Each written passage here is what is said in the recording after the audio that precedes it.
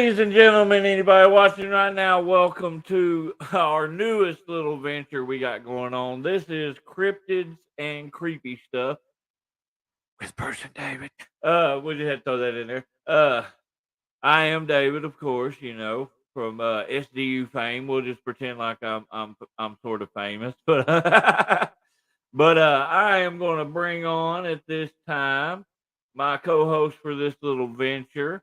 He is the Regal of Research, the Sultan of Studying, the man who honestly is the reason why we have the information we have today. Here he is, Mr. Bruce. What's up, Bruce? Hey, creepy kids, how you guys doing? David, what is up? Thank you for that. Thank you for that glorious introduction. Yeah, I had to think about it because I had it in my head, and I was like, "Yeah, I'm gonna do all this," and then I forgot half of what I was gonna say. But we'll just go along with that. For sure. We already got first comment popping up. Gary's happy that we got the first episode on, and we're gonna have some fun today, man. What are we talking about today? Today, episode 1, we are discussing the White River Monster. Yeah, White River Monster, based out of the Newport area of all things. I figure we start off with some Arkansas stuff, but not like the super familiar one, We want to get one that's a little close to your home, Oh, yeah. Well, in my research, I've actually found quite a few things from around your neck of the woods, too. Creepy things. No, Lord have mercy. Well, we will get into that yes, at a later for sure. date. So, upcoming episodes, because that's what we want to do with this. We might not be. This is not going to be an every week thing, but we definitely want to, be prepared and bring stuff that's interesting to people. That they would get into, but not like the mainstream stuff. That's my thing. I want to get into some stuff that you don't really hear about. Yeah, absolutely. In fact, today I was listening to a podcast, and there was so many. Well, I've actually listened to several today, and they were, Bigfoot, just crazy different things, and it was all stuff that I had heard, ad nauseum. And I mean, there's going to be a few things that we cover in this that are, more mainstream, but our main focus is on the stuff that's not necessarily talked about as much, or not as Hollywood as as some people would say. Yeah, you're not gonna see the Loch Ness monster running around on this one. No. Good Lord, we could swamp a whole freaking day over the stuff that's been found on that one. But Arkansas apparently has their own little variation of the Loch Ness monster. Absolutely. Go ahead and get us started on this, man. All right. So the first thing we're gonna do is we're gonna overlay this map of the White River, and it spans 722 miles across Arkansas. It arches into north, from the Boston. Oh, sorry. Nobody expects us to be super. Yeah. Okay, good. I'm glad, because there's no script. There's just us. Okay, so the source is in the Boston Mountains. It's part of the Ozarks. It goes up into Missouri, and then back down southward into the Arkansas River, or the Mississippi River. You can see that down there. But yeah, 722 miles, and as we know, the Mississippi River it flows into the Gulf of Mexico. So, all of this stuff could, whatever it is, if it is there, it could have swam up. It could have been trapped somewhere. So these sightings, they go back so far. Almost. Actually, there's actually an unconfirmed sighting in the Civil War, during the Civil War. So let's just jump right in. All right, so you already had. No. Well, I had, but let's see. There's an unconfirmed story of a riverboat, or it's a Confederate ammunition ship that was overturned, and supposedly it was overturned by a large creature, destroying it in the process and killing several men that were on that boat. It was a Confederate ship, so it was the White River. In my research, the White River was utilized constantly for shipping routes into Arkansas and through the South to provide ammunition for the Confederacy. Let's see. Next up, also there's several local legends of the White River monster that can be traced all the way back to the Quapaw people that used to inhabit Arkansas. Really. Yeah. I couldn't necessarily find any specifics, like any detailed descriptions, just stuff. That was what I was having a hard time was, the stuff predating like say 1910 roughly. Yeah. 1912. Well, yeah, 1910 was really the first time that anybody talked about it or mentioned something about it. Right. Yeah, so they were building a dam up around Branson, and it was going to provide electricity to Springfield and Branson and several parts of the Ozark, and they were working along the river for like 3 years building this dam, and of course while they're building, they're using dynamite to blow chunks of this river out so they can put the dam in. And I guess they had jarred something loose or something, because several men had claimed that they saw a big creature that had actually came up out of the water, and so they got a posse together to kind of try to track this thing down, and never really came up with anything. Was that the deal with the Colonel Craven guy? Oh, no. That was Later on. Yeah, that was later on. That was an unconfirmed. Oh, okay. Yeah, an unconfirmed story, and this one is really weird. So the actual first confirmed account of a witness encountering something strange in the water was during the Civil War. There was a newspaper in Arkansas called Arkansas Democrat.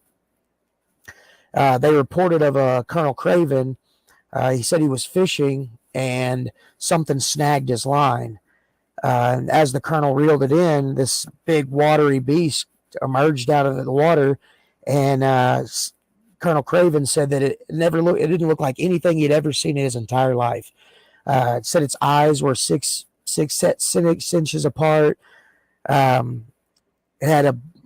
Its body was 5 feet wide and shaped like a huge spider with numerous legs.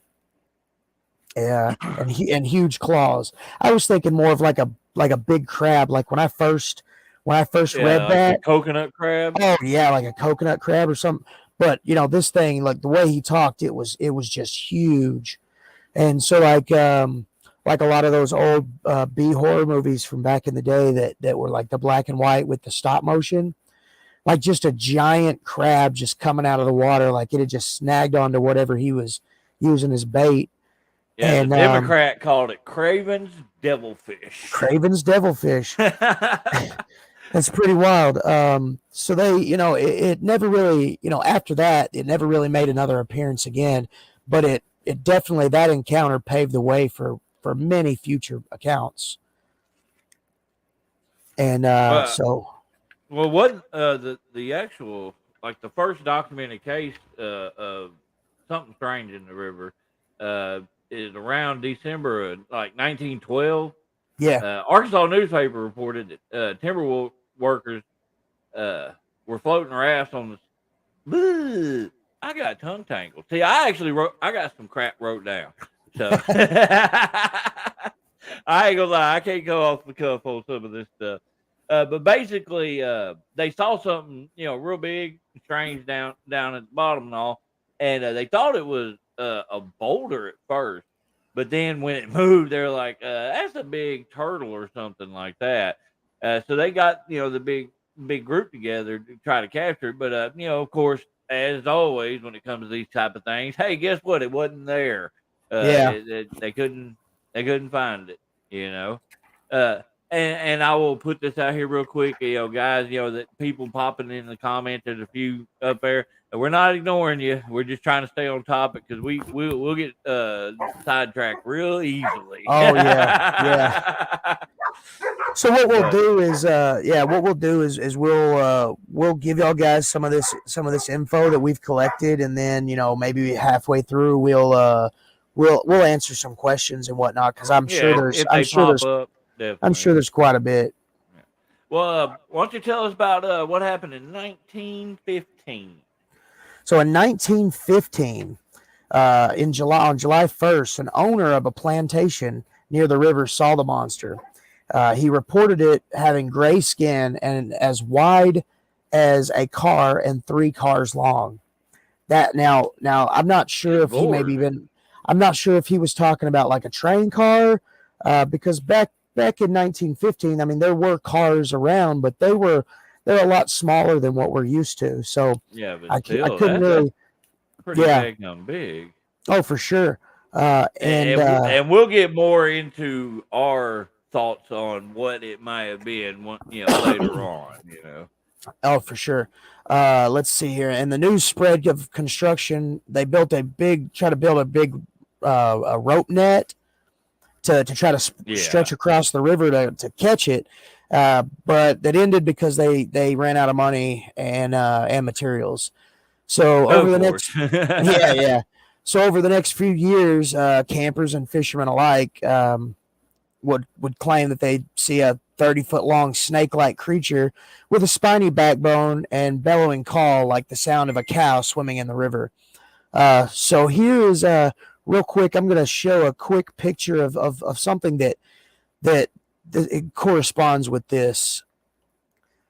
So there's, no, it's an actual picture from a newspaper. You see the to the right of the screen, there's like looks like a body part, and then it just kind of spreads out spinally along the back. Yeah, like across the entire picture there. Yeah, almost like when an alligator or a crocodile kind of comes up out of the water, you see like the bumpy spine, and then you see like the little fins on its tail, the little scales on its tail. Yeah. Well, that's like 1924 was, I guess, what you would term as like one of the next sightings. Little Rock resident Ethel Smith claimed to have seen the creature, also describing it as dingy gray, but saying it had more of a crusty hide. Later, she told reporters it was making a loud blowing noise, but never did show like a head or a tail or anything like that, but scared the crap out of her. Oh, for sure. What so like it was making like a blowing noise, but it's never showed its head or its tail. That's almost like having some kind of like a dolphin spout or something. That's exactly what I was thinking, like a blowhole. So Mark actually has popped up here with a good deal here. I know biologist Roy Mackel said it was an elephant seal, and Joe Nickel debunked that theory and concluded it was a Florida manatee. And kind of goes along with some of the thoughts on both of those. Oh, for sure. A manatee, they used to think they were mermaids. Like those were the first couple of sightings of mermaids. They actually determined that those were saltwater, ocean manatees. And their skin is gray and kind of crusty looking. Looks like almost like elephant skin. Yeah. And I think the reason the elephant seal was a thought process because they can get freaking huge. Oh yeah. I mean, those things can get really big. Manatees ain't no small animal either. And you got to think about it's also about perspective, visually seeing it off in the distance and whatnot. So in fast forward a little bit to 1937, recreational fishermen around the area started noticing that it was harder and harder to to pull in, fish to catch fish, whether it be on the bank or in a boat. And around this time, around this year in 1937, I believe were the most sightings of all the sightings. Yeah, that was the one I came across the most. It branches back all the way to the Civil War, but 1937 seemed to be the year. So like there was this guy named D. Wyatt and his wife Sylvia. They were sharecroppers, so they ran a farm on a plantation in Newport, right outside of Newport. Yeah, right outside of Newport. They witnessed the monster swimming about in the river behind their house. Like at first, they thought it was a drowning horse, and they kept quiet about the incident because back in 1937, D. Wyatt and his wife Sylvia, they were black and they were sharecroppers, so they didn't want to. Unfortunately, they didn't want to be accused of. They didn't want to be accused of pushing this horse into the river because anything was possible back then. Yeah, it would definitely would have gotten in trouble.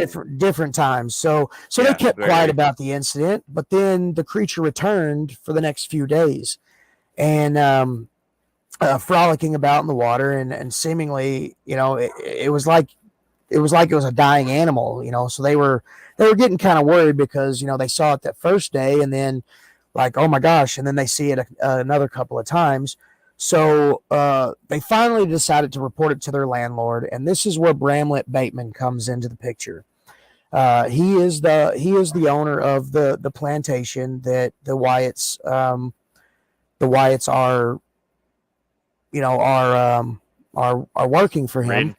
Renting, yeah, that's the word. I'm horrible, guys. I've probably heard my dogs in the background fighting.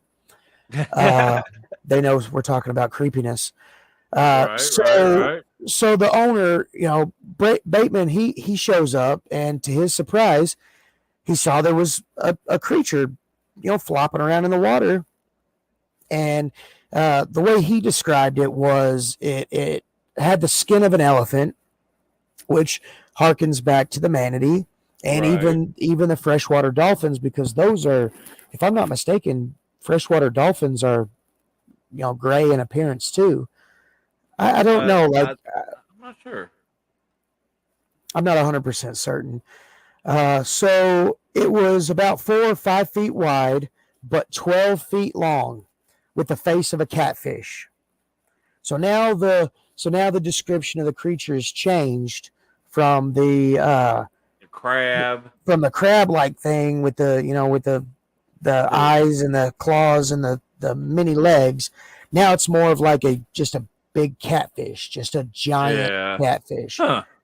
And them catfish can get pretty damn big. So. Yeah, for sure. So he drove down into Newport and reported what he had seen. And, he said that the creature was a threat to his crops, and he was going to blow up the eddy near its location with TNT. Obviously, the eddy was keeping the river where it was at. So the town, the city council and all, they were like, that's a bad idea. So you're not going to be doing that. Now it created a minor media sensation, which resulted in visitors from across the nation, some bringing oars and explosives. One guy brought a machine gun. He was just gonna shoot up the whole thing. When no more sightings were made, a plan to capture the creature with a giant net failed. Deep sea divers had come to find the creature. Failed. They didn't find him. No, they thought. I guess they figured Bateman had just created the hoax, and despite over 100 confirmed sightings recorded during the short period of excitement. And Mark, I see your comments there. Don't worry, we're getting to that part in a little bit. So talking about the tow tracks and whatnot. Oh yeah. So hunters patrolled the banks of the river overnight, hoping to capture and kill the beast, hoping to curb the posses and capitalize on the momentum a White River monster viewing spot was erected by the Newport Chamber of Commerce. Yeah, I gotta go. I gotta find this place. Have you ever yeah. been there? I've never been there. Actually, I mean, I had heard about this, growing up, but it was like one of those things like, oh, Newport is down the road. I've got more important things to worry about than trying to track down the White River monster. So they would, in hopes, they built this viewing station, hopefully that, spectators could come and catch a glimpse of Whitey. That was its nickname, Whitey. Oh, Lord. No names up that did they? Hey, they charged 25 cents per person to come stand at this thing. Back then, that was big bucks. Yeah. I think worth a down payment on a house. For sure. Well, look, they said, I did a little bit of research and I did a little bit of math skills. I didn't go to math school, ladies and gents. So 25 cents back then. Now is the equivalent total. They made about $9 million. Oh. In free press. Today. Yeah, equivalents today in free press and income. So, charging people to come in. It generated. Too. Well, in the 1937, it was the era of the Depression. Yeah. So for people to shell out money that a lot of them didn't have to try to find a creature that up until this point had only been seen by, maybe 100 people. It generated a lot of cash for the area that was devastated by the Depression. Yeah, definitely. So road signs were erected informing visitors this way to the White River monster. A board of commerce was established, and they announced on July 31st of 1937 that a diver. Weren't you telling me about this diver from Memphis? Yeah, it was Charles B. Brown. He was exploring the river searching for the creature. He wasn't really convinced that it was really a monster. Actual quote here, in my opinion, nothing more than a large fish. But Newport called the day of Brown's dive a holiday, and the shores of White River, they're lined with hundreds of spectators from around the county. Oh, wow. They brought in like newspapers from across the nation. Freaking Time magazine reported. Oh yeah. There's an article. There's an article on this. Actually, it's right here. It's from the New Yorker. Or not the New York. Yeah, the New Yorker, I believe. So there's this article here. There's an article from the New York Daily News that talks about this the White River monster, and then it even tips its hat to the Loch Ness monster. Right. Well, they said his first dive attempt. You seen in the picture there, he put on the old school diving suit. Oh yeah, he had the whole get up and a big harpoon. He basically, though, they're saying that he went into the river. He was out there for about 75 minutes. Oh wow! Basically, came back up with nothing. I got another quote here. He's like, "I can't see 3 inches in front of my face due to all the mud and silt." That's one thing. That's one thing about the White River. It's really, it's actually changed a couple of times over history, like changed directions and whatnot. Yeah. A couple of places when I was researching about the Civil War, the White River is riddled. The bottom is riddled with old steamboats.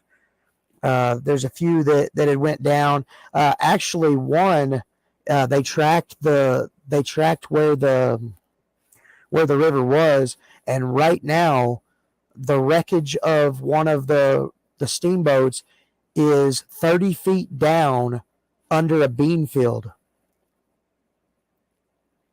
Wow. Yeah, Okay. yeah. So there's a lot of there's a lot of floods and stuff in that area as well. Yeah, So it yeah. it, I know it I has a drove way drive of through there. You gotta watch out. mhm. I know later on that night he went for a second time, and while he was down there, the people in the area set up a freaking dance floor, lights and all that good stuff. They had a Oh freaking wow. party. Like they partied into the night and all. But the next day he decided to try it one more time. But his air valve jammed, and he didn't see nothing again. Uh, Decided it was time to just kind of call it quits on that. nothing Uh, against nothing against Mr. Brown at all, but after what two or three like really good attempts, the next day his equipment breaks. Me yeah, personally, yeah. no, You me throwing out personally, like some conspiracy theories. right. Well, like after three attempts, let's say I'm a world renowned diver. I'm a really influent, or let's say I'm a really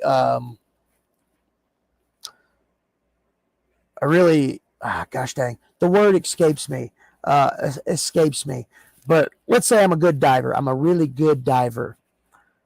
And I usually, when I dive, I find the things that I'm looking for. If I can't find the fish, it seems to me like, you said he was quoted as saying that he didn't even think it was real anyway. So Right. he goes down a couple of times and then he comes back up like, crap, what is going on? Then he goes back down the next day. He's like, guys, sorry, my equipment broke. I'll be back. Yeah, yeah. Well, they say after that, they did it finally, get that large net together, and they dragged the water, but again, nothing popped up. So once that all kind of petered out, the monster fever or whatever, it all kind of dried up. But like Mark popped up this right here. It's just, basically, the first part of your comment here, Mark, we talked about like right at the beginning and all being about 30 feet with snake like body, elephant skin. But yeah, I agree though, more towards an animal being once thought to be extinct, kind of similar thing, with like Loch Ness and stuff like Yeah, that. I don't really put this out here. My last name's McGowan. I'm Scotch German. My mom has traced our background all the way to coming over, when people were settling over here. So, Loch Ness, it holds a warm place in my heart. So, if it was a creature like that, and I strongly believe that Nessie is real. So, if I believe you're right, I believe it could be something along those lines. Well, and it could be because of all the stuff that it was like 1937 was a hotbed for sightings that year, and that year was also the White River Valley had one of the worst floods in Arkansas history at the beginning of the year. So they feel like the possibility of that monster or whatever it is getting trapped in that area below Newport and all is very very possible. So that has a lot to do with it. I feel like. Yeah. Oh, yeah, for sure. As when I was doing the research for this, I was looking at some of the descriptions of this thing, and what we always do as humans is we try to find the thing that the path of least resistance. What could it Yeah. possibly be? We try to rationalize it. So that's one of the first things that my mind went to was, as much flooding and devastation that went on in that year, uh, with the depression and everything, and people out of jobs, and then boom, they get hit with a crazy flood. You know, Yeah.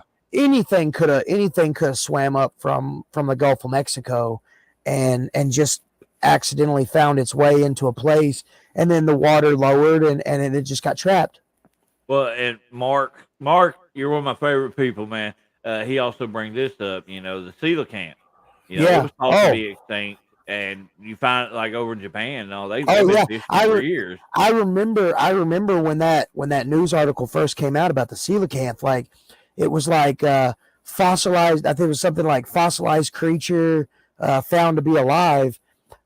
It's so wild that you know they say that we've only really ever discovered or looked Explored into, like what, like yeah, 10% explored of like, the yeah, ocean? 10% of the ocean. So just imagine what that other 90% hold. Right, there ain't no telling. So it could be anything. Yeah. Well, see, and after 37, the sightings kind of petered out a little bit until I think it was 1966. Yep. There was three guys fishing, and they saw Whitey. They said it had a tail like a mermaid, a long body, arm like flippers, and a head shaped like a monkey. So All we go right. from crab to turtle to snake to catfish. Now we're at monkey. Oh, well, now, What the hell? like back in the old days, back even back like back in like Roman era and like Greek times, uh, mermaids, they weren't really described as, some stories said that they were like beautiful women and whatnot, but there were other stories that pretty much described them as monsters. And then fast forward a couple hundred years, maybe a couple thousand, and then all of a sudden, like, we find that these mermaids are manatees. And if you Yeah, look at a because they picture of didn't understand what that was yeah, back then. if you look at a picture of a manatee, you could see how that thing could be described as having a face like a monkey. Yeah, I can see that. I had to visualize it. We Yeah, should have yeah. had a picture of a manatee. Oh, I should have had a picture of a manatee. Uh, Okay, so real quick before we continue, there's been a couple of pictures. This one here is roughly in the same area that the Wyatts saw the creature for the first time. It's between two trees, and yeah, if you look at the head or between the trees, what I think is the head, it kind of looks like a frog alligator thing, like maybe with a smaller snout. yeah. And I mean, then if you go up to the right side of the picture, you can see sort of like a tail popping up. yeah. Let me see. Yeah, it almost looks like to an extent it could be a tree limb, but yeah, Oh yeah, I can see where you're coming. it definitely could be, because you look closer to the bank, there looks to be what appears to be a tree branch. It's kind of straight with a slight bend to it. So anything. Well, I've seen several things. Like we've all been to the river. Uh, I swim in the Strawberry River every summer. It's one of the coldest rivers I've ever been in. Well, I take that back. Out in California, there's a pretty big river, a few rivers out there, and they're pretty dang cold. But to me, in Arkansas, the Strawberry River is where it's at. But you've seen stuff floating by. After a big rain, it knocks loose some detritus or whatever from the banks, and then you're having a good time, and the next thing you know, you look over and you about jump out of your skin because a giant mass of something is just floating by on a current. Yeah, Matt Wade said nematode. Oh yeah, nematodes. Now, Mark did bring this up. Like I said, Mark is one of my favorite people. One about underground aquifers, Yes. Which is a good possibility. I mean, Oh you said yeah. there was a ship that was underneath a bean field. Oh There ain't yeah. no, Like, well, I mean, and over the years, scientists and archaeologists and historians have pulled these pieces of riverboats up out of the White River, and they were looking for this one that had went down that had, like, I think the equivalent of like $2 million today in gold and silver, and they haven't found it yet. So if you're down to take a trip, we can may see if we can try to find some Confederate gold. But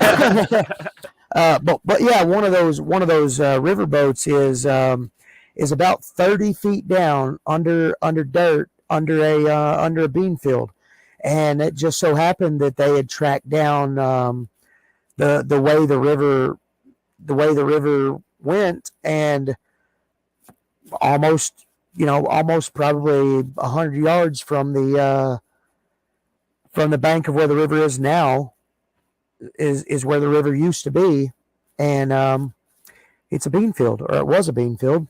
That's crazy. Yeah, so Well, crazy.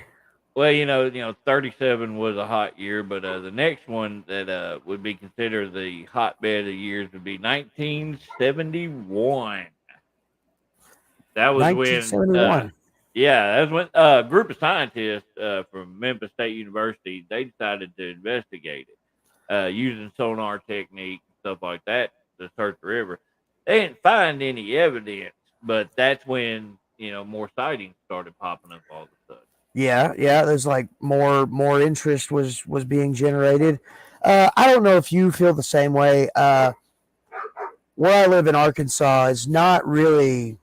It's not really like in the hills, and it's not really like in the hollers. But when I but when I read scientists from Memphis, like I think back then it was a really big deal because like not taking anything away from scientists from Memphis or scientists from Arkansas for that matter, but it's just one of those things where like it's almost like a fairy tale. Like like scientists from New York say that sleeping with the window open could cause you to catch pneumonia or something like that. You're like, oh crap, I'm going to shut that window. But Uh-oh, I better shut my windows. you're gonna get pneumonia. So yeah, the sightings started popping up again, and in the summer of 1971, there was an eyewitness who encountered the creature and described it as the size of a boxcar, with a bone protruding from its forehead. I hearken back to the narwhals. Yeah, yeah. But it's crazy. Here we go again with a completely different description again. It's so wild that so many different people see so many different things. It's almost like the UFO phenomenon. Like you would think, and this is just me being a skeptic for a second. You would think if everybody were seeing the same UFO, if they were seeing the same craft from the same species, everybody's description would be exactly the same. Well, and it goes along with perception as well. Well, I agree. It's almost like the telephone effect. I tell you something. I tell you that the grape is orange. You tell your buddy that the grape is orange, and then 20 people down the line, the pin is red. Well, and the one common denominator though that I've noticed and all like that is the skin. Yeah, gray, kind of crusty looking now skin. this one though, it was considered more smooth, but it looked like that the skin was peeling everywhere, so it could go along still with that crustiness, they said like a that. shedding. Yeah, they said it had like it was making like a strange noise. It sounded like a combination of a cow's moo and a horse's neigh. So that makes me go back to the blowing noise that that woman from Little Rock had heard. Other accounts of the White River Monster described 3-toed tracks. And it's what Mark was talking about earlier. So they're about 14 inches. So that's 360 millimeters in length. 14 inches. Okay. That's 1 inch longer than my foot, and I've been told that I've got clown feet. Here and Mark just popped up another one that the horn went in the male version. Could very well be. See, that's a good point to bring across. I mean, because if the species is going to last, depending on how, the type it is. Yeah, we have to have male and female procreation. That's true. Well, there are some animals that are hermaphroditic and they self-produce. that was something that I had seen somewhere that somebody was describing what it possibly could be. But I do like that. I do like that point. Maybe the horn one was the male. Now these tracks they were all along the Towhead Island leading down to the river. So it's almost like something had come ashore. Yeah, it beached itself, come ashore. There was a path of bent trees and crushed bushes. So something had that's to have where a been. lot of the elephant seal Yeah, yeah. comparisons came in because those are the big sons of guns. Oh, yeah, they are. Those things are huge. So on June 26th of that year, a Newport resident named David Jenks saw a large gray creature. There's gray again. He said he estimated it to be about 1,000 pounds swimming in the river. He also emphasized that the monster had a large pointy bone protruding from its head. See, and this is one of the first few times we've had multiple sightings that had the same description. You know? Yeah. On the 28th, a local man named Glaus Johnson claimed to take a photograph of Whitey, presenting a very blurry picture of a hump in the water. And that goes to this that right there goes to this picture here. Yeah, that's Glaus's picture right there. He took and claimed that was a picture of it. Were you saying something about the county sheriff's office? Well, I mean that actually was where the next sighting was dealing. July 5th, okay. The sheriff's office discovered those tracks on Towhead Island that you were talking about.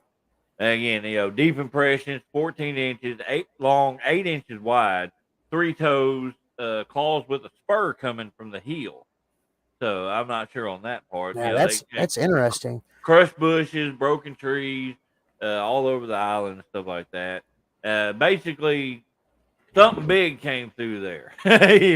Yeah. Ollie Richardson and Joey Dupree were sent to investigate the site into the area, just north of the original 1937 sightings and whatnot. Says their boat struck an object in the middle of the river, raised them in the air. Oh man! They didn't see it, but they were convinced it was kind of like a warning shot. Yeah. And then the same year, the monster was photographed by a man, Cloyce Warren of the White River Lumber Company. You got a picture? Did you have that picture? No, this was a different picture, a different Cloyce. I thought Cloyce Johnson was the one that took that picture. Oh, okay. Sorry. Now, the greatest thing ever, though, 1973. I gotta read this because I can't get to it without laughing. Arkansas State Legislature signed into law a bill by State Senator Robert Harvey creating the White River Monster Refuge along the White River. Okay, it's between designating areas from Newport and Jacksonport to Possum Great. That is a great name, by the way. Yeah, it really is. It really is. Okay, I've never had a possum grape before. Here it is. While inside the refuge, it is unlawful to kill, trample, harm. Here's the kicker: or molest the monster. I think that has a different definition. That is still hilarious. Don't be touching on that monster, boy. All right, now, so there's so listen up. So Google the definition for molest. It's got 2 definitions. One is sexually assault or abuse a person, especially a child. But the second one, it says beside it, dated, is to pester or harass someone in an aggressive or persistent manner. So I'm thinking the definition is the older, more dated definition. I'm sure, but it's I would hope it was the older one. Well, I mean, knowing nowadays though, they Can might you want uh, to update it. can you imagine? Can you imagine some old guy out there on a rickety pontoon, like you know, almost like the commercial with the guy with the dollar on the string, like uh a little too slow, almost got him, and or like the old guy from Family Guy. Mark Uh, popped this up. I believe they designated it as a protected species yes, statewide. yes, they Yeah. did. They really did. So now, unfortunately, as of 1973, you can't even go and back then they were trying to kill this thing. They wanted to string it up and say, "Look, we've got proof." So now you couldn't even do that unless you had some form of written consent by the state to even research it. Let's say me and David are traveling down the White River, and we have one of the fastest river boats known to men, and we are driving along or speeding along and down the river, and we hit something, and the next thing we know, we stop and turn around, and here's this giant 12-foot long creature just floating belly up. Oh my God, we killed the White River monster. We're going to jail, David. But like, that's not the monster. That's just like cousin. Eh, it's just a big fish. It's just a big fish. I think from what I was reading, the last actual sighting of it was in '74. Yeah. The two fishermen from Newport, James Davis and Lester Jackson. Mm-hmm. Basically, they saw tracks along the riverbank south of Newport, pretty much the same area that Bateman had his first sighting of the creature. So like the first documented sighting, like the yeah, they, actual documented sighting, they saw those tracks around that area. That's interesting. right. I mean, it's almost like the book was open there and they closed it there because, like I said, there hasn't been anything since then. Yeah, really nothing at And all. and that's what sucks is because we all got like a lot better cameras Oh yeah. Well, and stuff like that. there's sonars right now. I could go to D&W in Jonesboro, and I can buy a sonar kit for a couple $100 that can practically see through a brick wall. Right. So think about that. Maybe once they created the White River Monster Refuge law, maybe it kind of scared a lot of people off from even trying to try to find this thing or even see a Right. picture. Really, well, as technology advances and as more smaller communities become bigger communities and eventually turn into bigger cities, Newport's grown exponentially over the past 50, 60 years. Well, it's like, Mark, 1915 to 74 confirmed one, Yeah, 59 years literally in confirmed that span. 59 years. So that's crazy. Like 59 years of people seeing this thing. And so after that, there was a couple of scientists that have kind of determined what they thought it was based off of the many different descriptions. A See, and that's what biologist, yeah, Mark had commented earlier Roy about what you're Mackle, about to talk about. Roy Mackle and Joe Nickel. Roy Mackle, he was persuaded to think that the monster was just an elephant seal that had been trapped due to the flooding and whatnot. Joe Nickel, he had a different kind of conclusion. The White River being well out of the range of elephant seals, he concluded that he thought that the monster was more like they were Florida manatees, also known as sea cows, that had swam up There goes your from mooing. right. So which is weird because 59 years of White River Monster, you would think it was just would be in like the National Enquirer, like Podunk farmer sees sea monster in the White River, but actually it's been in so many different uh, uh, fiction and nonfiction writings. There's been 2009. There was a Lost Tapes episode on the White River Monster.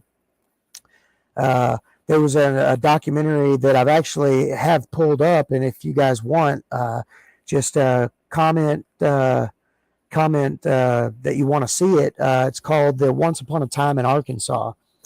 I've actually got the Lost Tapes one too. So, how long are those? One is roughly 8 minutes, and the other one is a little bit longer. So, and if not, they can you can always go to YouTube and absolutely. It's videos, actually a pretty good trip. These videos I found on YouTube and was able to get them on here. There was an American True Stories episode. Blood Moon Comics actually made a comic. It was in their Cthulhu series called The White River Monster. And I've got a picture of that. It's pretty trippy. So here's the cover of the Blood Moon Comics White River Monster. Huh. Shows I'm assuming this is the two gentlemen that were got the warning shot. Yeah. But yeah, that's I didn't know that. Yeah. Also, for Harry Potter fans, I found out that J.K. Rowling actually put the White River Monster in her novels, in the Harry Potter books. In the books, it describes them.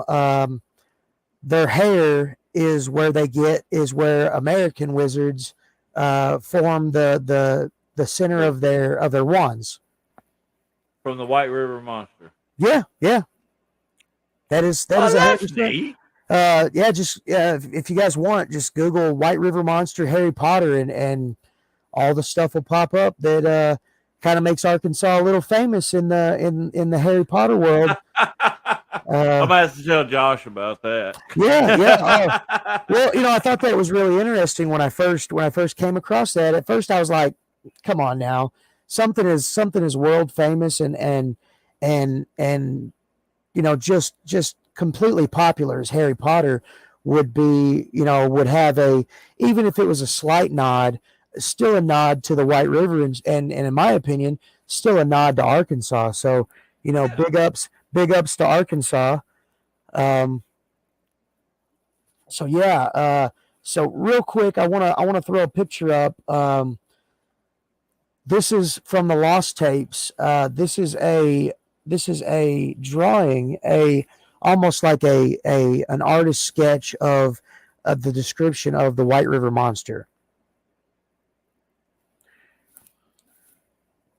I don't see no bone sticking out his head. No, but I see some crazy rows of teeth. Yeah. Whatever that is, and whatever that thin kind of spiky thing is on its forehead. That is crazy. Definitely something I wouldn't want to come across. My dad, he used to like to lay trout lines and fish on the river. Yeah. And I would look. I'm a combat veteran. I'm a United States Marine. Let's say we're camping along the White River, and we decide to do a little fishing. We get our lines in the water, and that son of a bitch crawls up. Not only am I crapping down both legs, I'm turning around and running. You'll be able to track me down from the brown stain. I'm not playing. Something like that. Now, we've got an episode that we're talking about doing that will get into more supernatural type stuff, and I got a story for y'all. Something that happened to me while I was in Iraq. So just stay tuned for that. Also, we haven't said this not even once. Uh, like and share, guys. Yeah, most definitely. If this is something that y'all guys are interested in, if this is something that y'all guys uh, if y'all guys tune your guitar to this beat, just like and share, get the word out, let everybody know because I I've been hoping to do some podcast similar to this for many years now. I've actually got one underway. I'm creating that's a side project, but under the Well, SDU network. and we've got multiple things Mm. popping up. Like Oh, we're sure, gonna. yeah, I was going to get to that. Oh yeah, yeah. A whole uh, SDU. It started out as a fun little project. Yeah, for sure. If it's big enough to eat me, uh, I don't want to tussle with it. I'm not. Right. What I meant by the combat veteran thing is I'm not scared of a lot of things, but something that's at least 5 times bigger than me that can breathe underwater, not a fan of. Right. But yeah, like you're saying though, like anybody that's interested in stuff like this, let us know.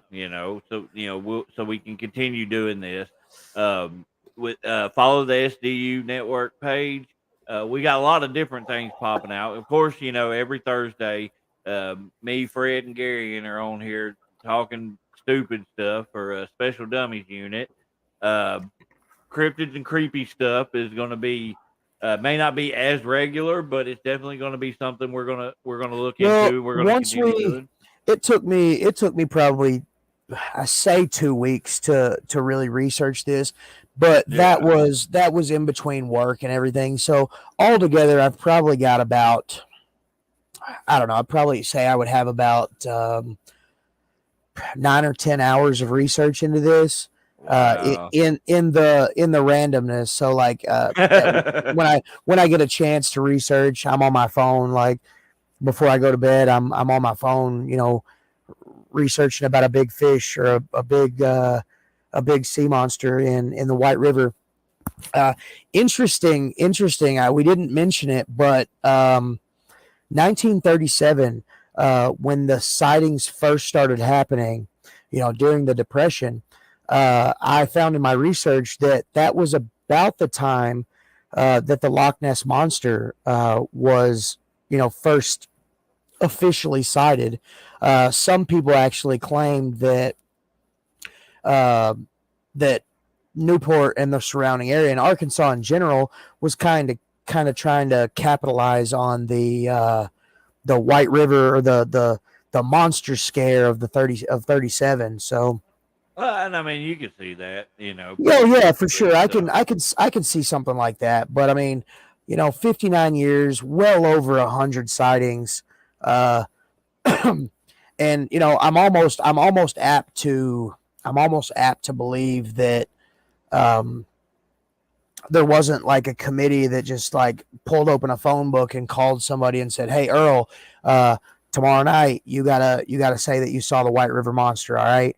Uh, I know it's gonna sound dumb, but man, you're the one. You drew the short straw. So Oh Lord. yeah, so there's, I mean, many articles all over the place. There's this one here. I think it actually shows, yeah, July 31st, 1937.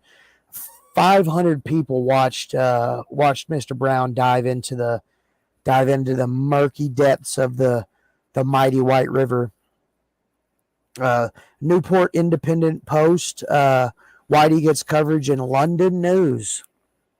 I don't know if you can read that. It Wow. says British readers recently learned details about the White River Monster in one of England's largest circulated newspapers, the London Daily News. And which is probably where they figured it out to use it no Harry Potter stuff. She Well, probably yeah, came that's across it in that's that's lore. that's what I'm thinking. When she was trying to figure out something to grasp on, because who wants to make a wand out of Bigfoot droppings or Bigfoots, because America's known for America in general is known for its cryptids. I like that. I'm gonna write that down. Cryptids. Cryptids. For its creepy stuff and cryptids, but uh, one of the details was that it had spines on it, or it had a horn out of its head. So maybe J.K. Rowling's decided that was going to be the one, and Right. it inadvertently sealed its fate. So 1,000 years from now, when somebody picks up a Harry Potter book, if there's still a such thing as a actual pen and paper book, it'll be in there, and if Arkansas still exists, they'll be like, oh wow, that was a thing. Well, again, before we get off here, let's hold on.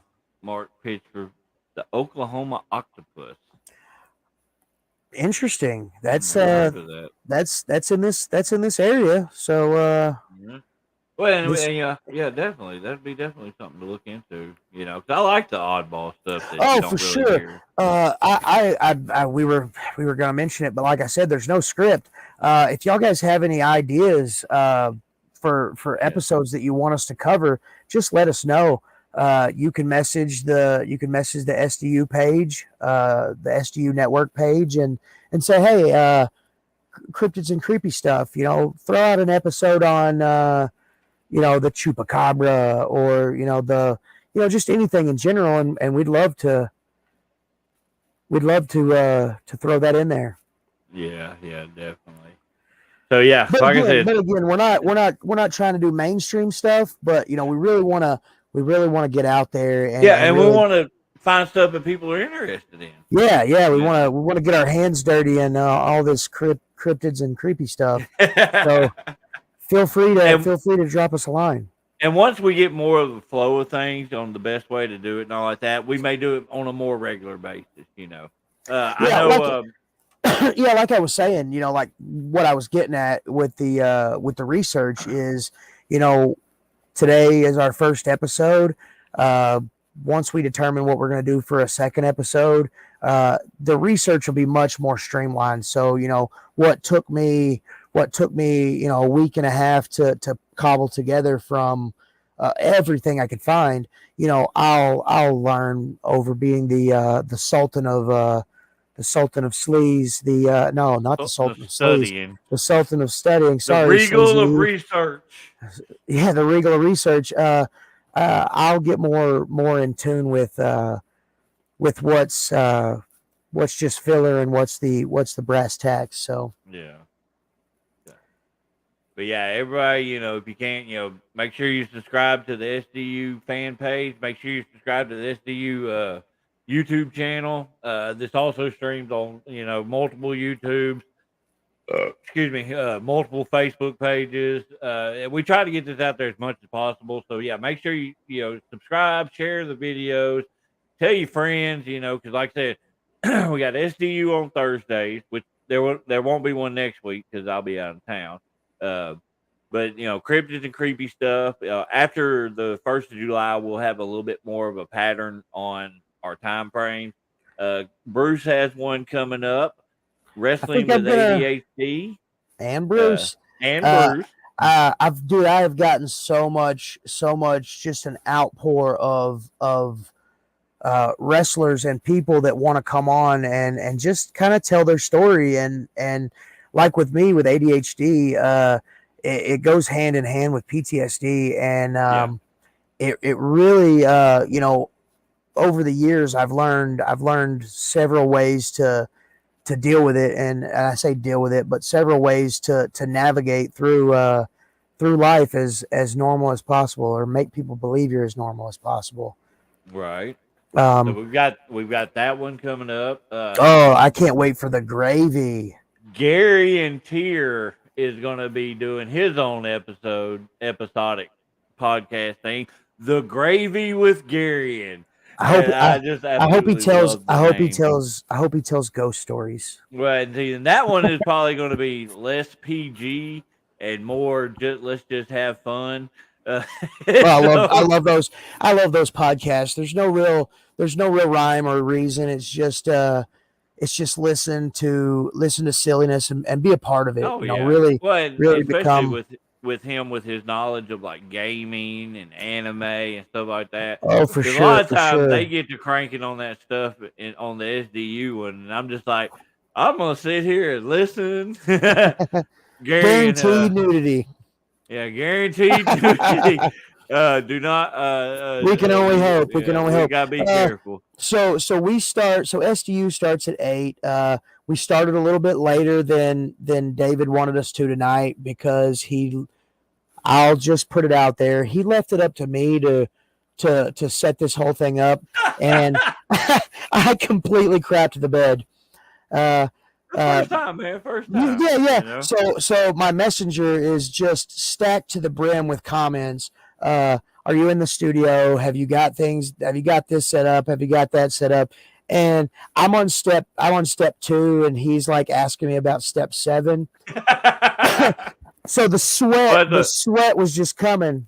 well, see, and that's what Friday. Hopefully, we can get together Yeah, yeah. with me, you, and Gary, and we can do a little crash course in this. Because Oh, if for my dumb sure, ass can learn it, anybody can.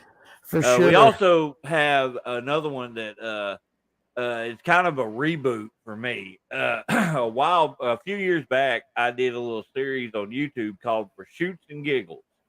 It was basically a wrestler interview podcast, completely, out of character, completely just straight up that person, just where I, asking questions, talking about road stories, kind of like what we did with you when the first time you were on Yeah, SDU.